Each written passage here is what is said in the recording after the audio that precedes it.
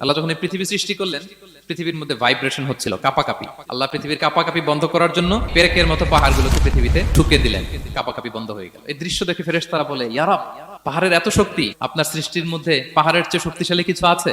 আল্লাহ বললেন আছে। সেটা কি? আল্লাহ বললেন সেটা লোহা, কারণ লোহা দিয়ে পাহাড় কাটা যায়, ঠিক কিনা? লোহার কথা শুনে ফেরেশতারা অবাক।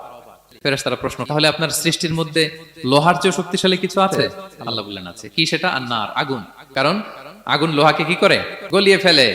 ফেরেশতারা শুধু অবাকই হচ্ছে। ফেরেশতারা বলে, আগুনের চেয়ে শক্তিশালী কিছু আছে? আল্লাহ বলে আছে, আল মা, পানি। কারণ আগুনে দাউ দাউ করে জ্বলে ওঠা আগুনের মধ্যে পানি দিলে আগুন অস্তিত্ব হারায়। ফেরেশতারা শুধু অবাকই হচ্ছে। তারা বলে, তাহলে পানির চেয়ে শক্তিশালী কিছু আছে? আল্লাহ বলেন আছে, আর রিহ, বাতাস। কারণ বাতাস পানিকে একদিক থেকে আরেক দিকে নিয়ে যায়। জলের মধ্যে বায়ুর উচ্ছ্বাস লাগলে জলোচ্ছ্বাস তৈরি হয়, ঠিক কিনা? ফেরেশতারা আবার অবাক হয়ে বলে, তাইলে বাতাসের চেয়ে শক্তিশালী কিছু আছে? আল্লাহ বললেন আছে। সেটা কি? বলতেছে বনি আদম। ওই মানুষ শক্তিশালী যে গোপনে দান করে, এত গোপনে যে ডান হাত কি দান করলো, বা হাত সেটা টের পায় না। পড়েন সুবহানাল্লাহ।